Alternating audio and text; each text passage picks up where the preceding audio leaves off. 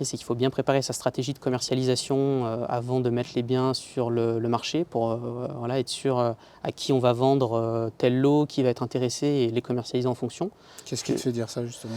Parce qu'on avait des lots, par exemple, des appartements qui étaient loués, donc spécialement pour des investisseurs, donc ils ne se commercialisent pas comme, comme des lots pour des particuliers qui cherchent de la résidence principale, quoi. Salut à tous, ici Lionel Marchand, j'espère que tout roule pour vous, que vous avez la forme. Je vous souhaite la bienvenue dans ce nouveau tournage d'opération. Je suis en compagnie de Dorian, un des anciens élèves de la formation. C'est quelle formation que tu as fait au fait? MDB Expert. MDB Expert. Nous sommes dans l'Isère et aujourd'hui nous allons découvrir une opération de division de bâti. Donc je vais laisser un petit peu la parole à Dorian qui va vous présenter le bâtiment qui est ici derrière, un ensemble bâti, et vous expliquer déjà un petit peu la situation.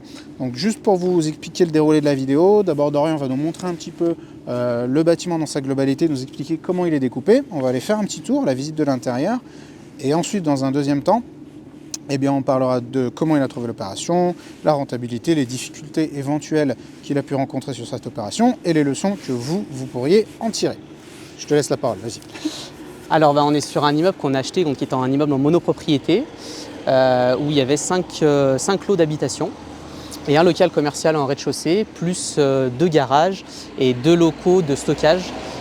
Donc on a fait une division, une mise en copropriété et on a créé 7 lots, 2 lots supplémentaires en habitation. Donc on a revendu 7 lots d'habitation et un local commercial. Donc on commence ici au mur à gauche, à la limite.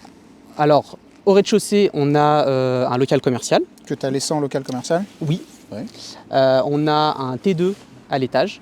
Okay. En fait, il y a la porte d'à côté dessert des parties communes qui desservent un escalier qui mène à 2 T2, donc un à droite, un à gauche. C'est occupé, oui, locaux là? C'est loué. Et le local commercial et les 2 T2? Le local commercial, on a changé de locataire pendant l'opération, okay. mais les 2 T2, c'est toujours les mêmes locataires depuis le départ. Ok, donc acheté loué, revendu loué. Ouais, okay. C'est ça. Ensuite, la deuxième porte qu'on voit après le portail dans la cour, elle dessert un autre plateau nu. Donc on a laissé en plateau nu, on a divisé avec un mur en agglo entre les 2 plateaux. Et sur la partie gauche, desservie par la partie commune, mais cette fois au rez-de-chaussée, on avait des locaux où les locataires d'en haut stockaient du bazar, on va dire, voilà, c'est ça. Donc ils ont transféré dans les garages qu'on leur a alloués dans les modifications de baux. Et donc on crée 2 plateaux d'habitation au rez-de-chaussée. C'est ce qu'on a vu là-bas? Ouais, c'est ça. C'est donc des merdes. Ouais, c'est ça. Okay. À l'étage, après, on a un premier T3, où les 2 volets là-bas sont fermés, les volets pas très récents, on va être gentil. Et puis après, dans la partie encore plus à droite, dans le dessus des garages, on a un deuxième T3. Donc là où on voit les menuiseries blanches. C'est ça, okay. Qui est plus récent et qui a été rénové récemment. Okay, très bien. Avec un garage en rez-de-chaussée et 2 autres garages sur la partie où la toiture a été rénovée et un peu plus récente. Ok. Voilà. Donc juste pour comprendre ce que vous avez fait, donc on a compris que c'est une opération, vous achetiez un ensemble, vous revendiez à la découpe. Au niveau travaux, concrètement, là vous aviez des trucs loués, donc vous faites rien. Oui. Ensuite, sur la partie du milieu?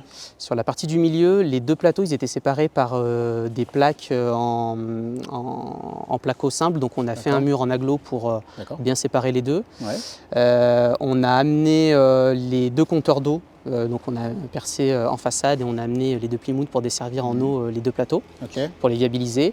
Après, on a créé un compteur de plus pour les parties communes, un compteur électrique et des compteurs individuels dans chaque lot du rez-de-chaussée. Okay. Et dans les garages, on a muré une fenêtre qui donne sur le terrain à bâtir qu'on a derrière et qu'on a détaché. Parce qu'il y a un petit terrain bonus que vous découvrirez si vous êtes sage.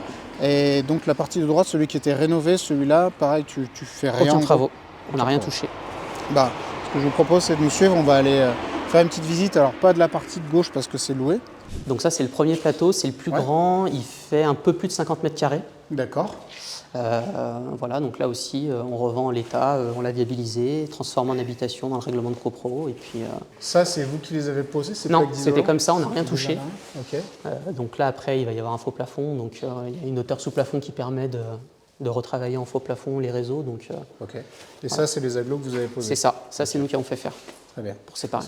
Et là, tu me disais que tu revendais à un autre marchand qui a pour but de retaper cette surface et la revendre. Ce qui veut dire que toi, enfin vous, votre stratégie, c'est que vous êtes, j'imagine, vous avez quand même mis les biens en vente à un prix qui était suffisamment attractif pour que derrière il puisse y avoir aussi une petite gratte. Oui, et puis on a fait aussi des ventes en lots. On a regroupé un petit peu certains lots.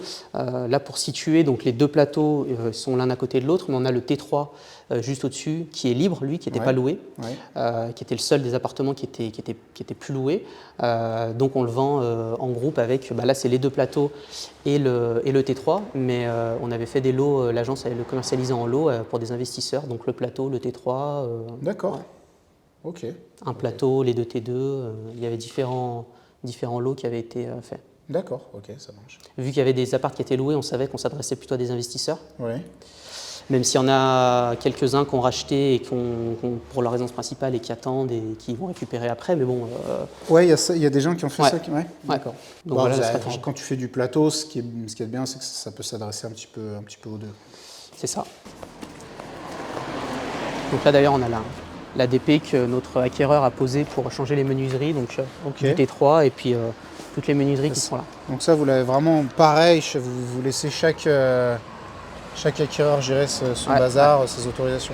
Surtout que là c'est un pro, donc il sait faire et voilà, on est bien en contact avec lui, il n'y a pas de souci, tout est suivi dans les règles de l'art.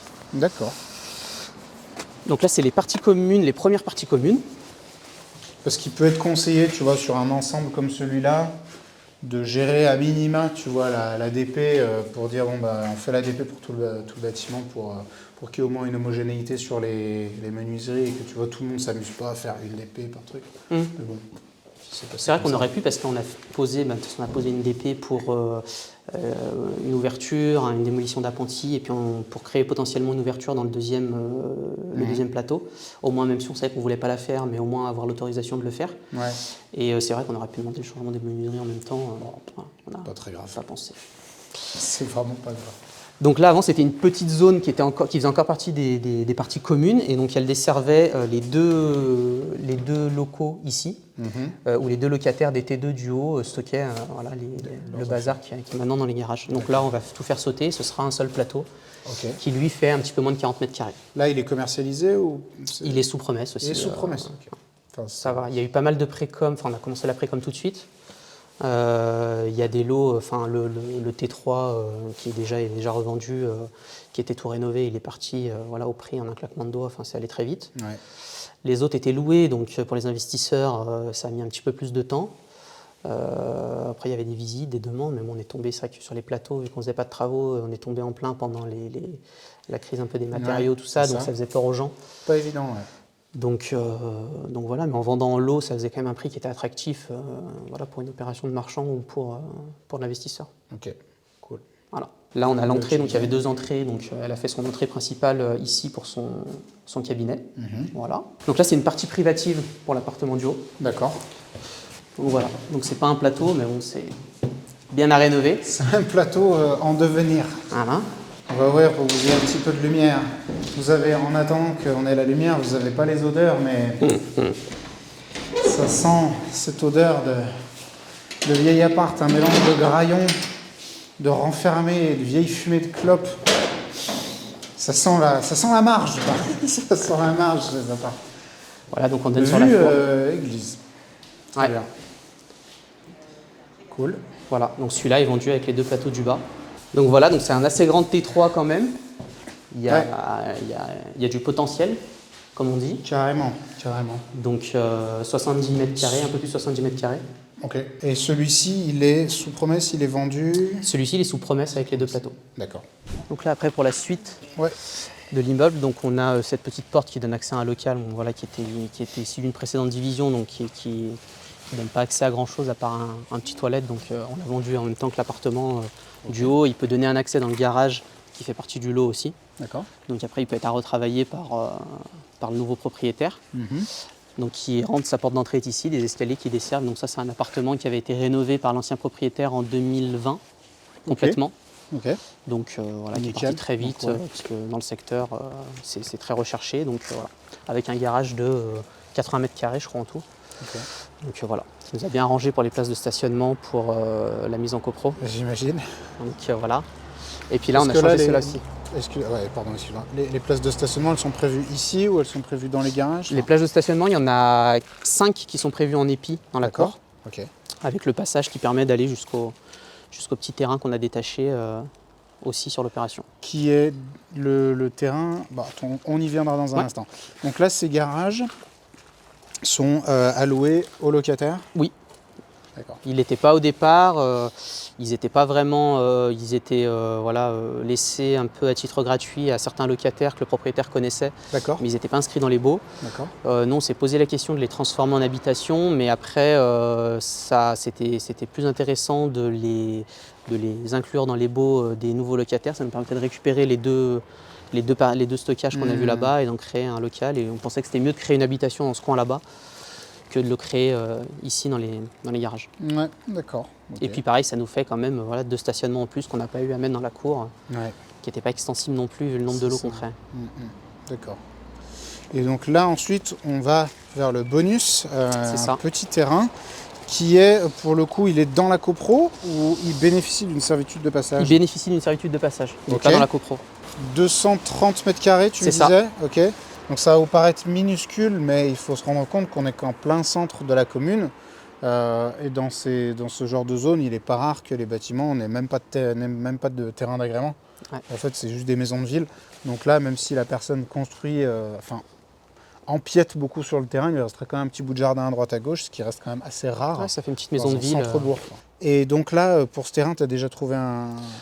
Là, on est sous promesse aussi. Il y a eu un premier permis de construire qui a été déposé, qui demande à être réétudié et rediscuté avec la mairie. Donc voilà, on réévalue avec eux le potentiel du projet. Mais voilà, normalement, on a un acquéreur sur le terrain aussi. Ok, très bien. Donc toi, Dorian, là, on est, juste pour info, on est en janvier 2023, au moment où on tourne cette vidéo. Tu as suivi, tu me disais MDB Expert, tu l'as suivi à quel moment? J'ai commencé la formation en septembre 2021. Ok, très bien. Tu t'es mis en recherche d'un bien quand? J'étais déjà un petit peu en recherche avant, mais à peu près au même moment, on va dire. D'accord. Tu faisais déjà de l'immobilier avant ou... Non, moi j'étais banquier. Ok, très bien. On n'est pas tous parfaits. Mais non, mais il y en a des très bien. J'étais, ça veut dire que tu n'es plus banquier? Non, plus. Tu as quitté l'univers de la banque. Ok, très bien. Tu t'es mis en recherche d'un bien et cet ensemble, tu l'as trouvé quand? On l'a trouvé en janvier 2022. Ok. Pour tout dire, c'est un agent immobilier avec qui on travaillait sur plusieurs biens qu'on recherchait et qui a eu ce bien qui est arrivé en mandat, donc il nous l'a proposé, on l'a visité un petit peu en exclusivité, on va dire. D'accord. Donc voilà, on avait noué une relation de confiance avec lui et puis il nous a présenté le bien, donc on a pu se positionner rapidement. Tu le connaissais depuis longtemps, cet agent IMO ou... Non, pas tellement, non. Non, c'est au détour des recherches. Ok. Et du coup, c'est un beau résultat, on va dire, au bout de quelques mois, d'arriver à la situation où un agent immobilier, justement, te propose un bien un petit peu en avant-première. D'après toi, qu'est-ce qui a fait que il vous a eu à la bonne? Pourquoi il vous l'a proposé à vous plutôt qu'à quelqu'un d'autre? Moi, j'avais déjà rencontré pour différents projets des visites, surtout pour de l'investissement. Et puis là, quand je me suis lancé en créant ma société de marchand, je lui ai parlé un petit peu de notre projet, de comment on voyait les choses, comment on souhaitait travailler avec les agences. C'est-à-dire qu'ils avaient un mandat exclusif à la revente de l'intégralité des lots. Donc lui, ça pouvait l'intéresser. Je lui ai présenté un petit peu les détails de nos projets, comment on comptait se faire financer, etc. Donc il était un peu rassuré, je pense. Et donc voilà, il nous a présenté le bien quand il l'a eu en mandat. Ok, donc il vous présente ce bien, janvier 2022. Il y a eu une négo, pas de négo, comment ça s'est... Non, pas de négo, parce que on était un petit peu en exclu, mais il y allait quand même avoir pas mal de monde dessus pour des investisseurs si on traînait, donc pas de négo. On a signé une promesse au mois de février, donc avec toutes les conditions suspensives qui vont bien, donc financement, on avait une autorisation d'urbanisme à purger, et puis l'autorisation de pré-commercialiser surtout. Okay. Donc ils ont attaqué tout de suite la pré-commercialisation. Ok. Donc vous avez attaqué la précom, et après au niveau chronologique, comment ça s'est plus ou moins déroulé? On a très vite signé une promesse sur le premier appartement qui était rénové, le plus grand. Donc on s'y attendait, malgré qu'il était loué, mais on s'attendait à ce qu'il parte assez vite. Okay. Ensuite, on a vendu les 2 T2 un petit peu dans la foulée. Après, ça a été un petit peu plus long sur les biens où il y avait beaucoup de travaux, parce qu'on était en pleine période de hausse des matériaux, donc les particuliers qui cherchaient leur résidence principale, ils avaient un petit peu peur, etc. Donc on a changé un petit peu la stratégie de commercialisation pour cibler de l'investisseur, on a fait des lots, et c'est comme ça qu'on a trouvé un acquéreur finalement pour les derniers lots. Parce que si vous regardez cette vidéo en 2024 ou en 2025, sachez que 2022, c'était une année compliquée pour les matériaux, pour les artisans. C'était un peu une année compliquée sur tous les domaines. Et donc, oui, effectivement, pour resituer un petit peu dans le contexte, pour ceux qui auront oublié comment s'était passé 2022. Donc, vous avez quand même fini par trouver... Quand est-ce que vous avez réussi à commercialiser les derniers lots ? Je crois que les derniers lots, c'était juste après juillet-août, donc tout début du mois de septembre. D'accord. Ouais. Là, il y a des lots qui sont revendus déjà. Donc, il y a le commerce que vous êtes racheté à vous-même, tu m'as dit. Les deux T2 au-dessus, eux, ils sont vendus. Ils sont vendus. Le T3 refait, j'imagine qu'il est vendu aussi. Oui, c'était le premier. Et donc, ce qui vous reste sous promesse, c'est vraiment les plateaux. C'est les 3 derniers lots, mais qui sont un seul acquéreur qui achète. Et là, la réitération est prévue pour quand ? Elle est prévue au mois de mars. Ah, donc, bientôt. Ouais. Est-ce que vous avez déjà soldé la ligne, récupéré vos fonds là ? Ouais. Donc là, c'est la marge en gros. C'est ça. Donc, en gros, l'opération a pris à peu près un an. Oui, mais bout à bout, à peu près un an. Ouais. Ce qui est relativement vu le dans les délais, vu le nombre de lots. L'année foireuse que ça a été, parce que 2022 c'était aussi une année foireuse pour le crédit où pas mal d'acquéreurs se sont retrouvés avec des refus de prêt, parce que les règles, la donne a vraiment beaucoup changé. C'est complètement normal, on va dire. Ok.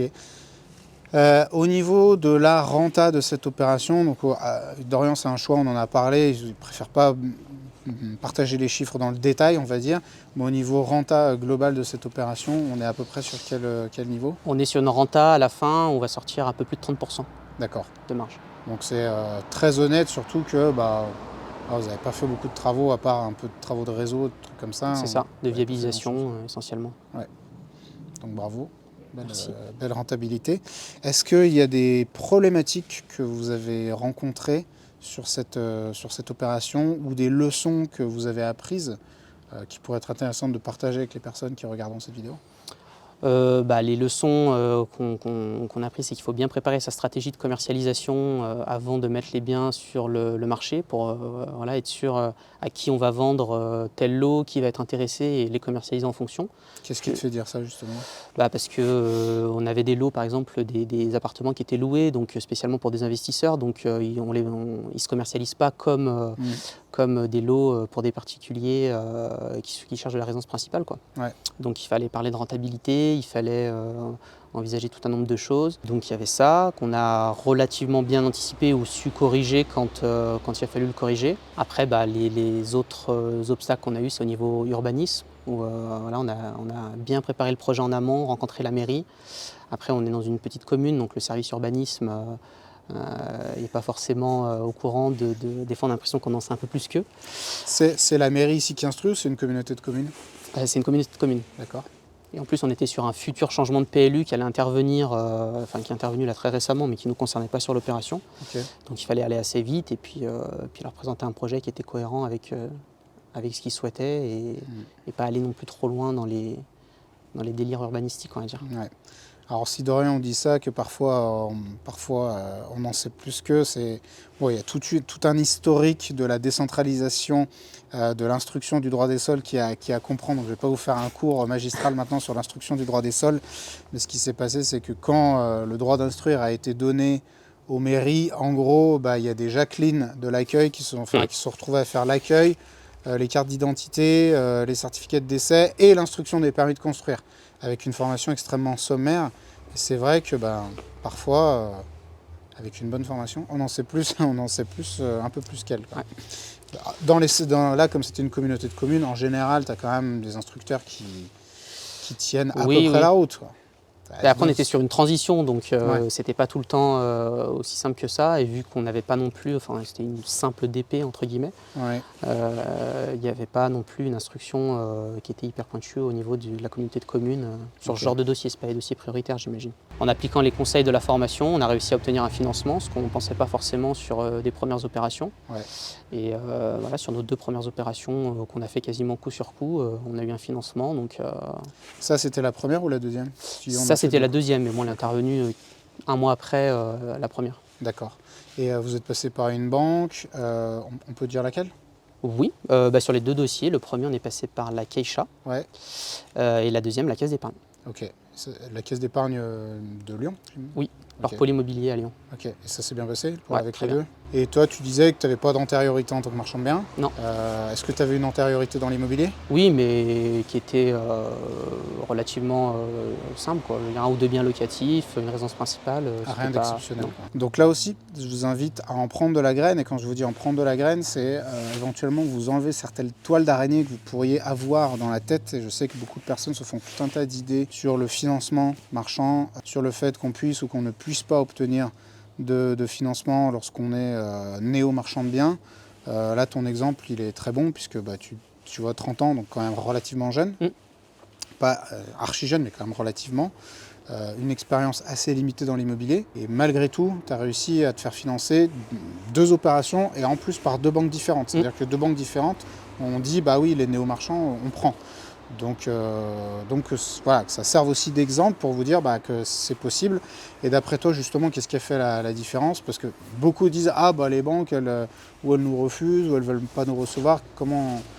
La première des choses, c'est déjà qu'il faut savoir taper à la bonne porte. Moi, je suis ancien banquier, donc j'étais en réseau d'agences, donc j'étais le banquier de monsieur et madame tout le monde, on va dire. Et moi, j'étais de l'autre côté. C'est vrai que les marchands de biens qui venaient nous voir, nous, c'était pas du tout notre cœur de métier. Et donc, on n'avait pas les délégations pour le faire. Donc, c'est pas au banquier qu'on a pour son compte personnel qu'il faut aller voir. Donc, après, c'est avoir les bons contacts. Mais au travers du groupe de la MDB, on sait comment obtenir, trouver la bonne porte à laquelle aller taper, je vais dire. Et puis après, c'est leur présenter un dossier le plus détaillé possible. Leur enlever toutes les araignées potentielles qui peuvent se mettre dans leur tête. Donc, après, au travers de la formation, on les connaît. Donc, c'est un dossier carré en urbanisme, en estimation. Et puis, voilà. Le conseil, c'est une fois qu'on a bien suivi la formation, de bien s'appuyer sur les groupes aussi sur Facebook où on a tous les participants. Et quand on a besoin de conseils, il y a beaucoup d'entraide. Donc, ça donne plein de pistes de réflexion. Et puis, comme je dis, des fois des contacts sur, que ce soit pour les banques, pour travailler l'urbanisme, toutes ces choses-là. Et on trouve toujours quelqu'un qui a des bons conseils et qui peut nous solutionner des petits problèmes. C'est top parce que tu sais, souvent il y a cette image des marchands de biens comme des gens qui veulent juste rien partager, tu vois, qui sont dans leur coin. Et l'idée qu'on avait quand on a créé ce groupe Facebook, c'est que ce soit une vraie communauté qui s'entraide. Et ce que tu me dis là, c'est super, c'est vraiment gratifiant parce que justement c'était l'objectif, c'était qu'on soit avec des personnes qui se disent si je partage, je vais aussi recevoir plus, je ne vais pas juste recevoir moins. Et donc c'est super que tu aies pu trouver aussi des éléments de réponse et des éléments d'aide sur ce groupe. C'est partie des gros atouts, bien sûr, des choses qu'on propose dans le cadre de notre organisme de formation. J'espère que cette vidéo vous a plu. Payez votre like pour Dorian, cette très belle opération, et pour son associé qui est là derrière, qui nous regarde et qui se fait très discret. N'hésitez pas à laisser un petit commentaire à Dorian et à son associé, je suis sûr que ça leur fera très plaisir. Si vous souhaitez vous aussi vous lancer dans l'activité de marchand de biens, suivez un programme de formation spécialisé, on vous mettra les liens juste en dessous de la vidéo. Nous avons un organisme de formation certifié Calliope qui atteste de la grande qualité de nos formations avec plus de 60% de passage à l'action. On a fait un sondage assez récemment. Dorian, je te remercie beaucoup de nous avoir reçus. Bravo pour cette belle opération. On se reverra sur la prochaine, j'espère. Et en attendant, pour ceux qui nous regardent, je vous dis à la prochaine.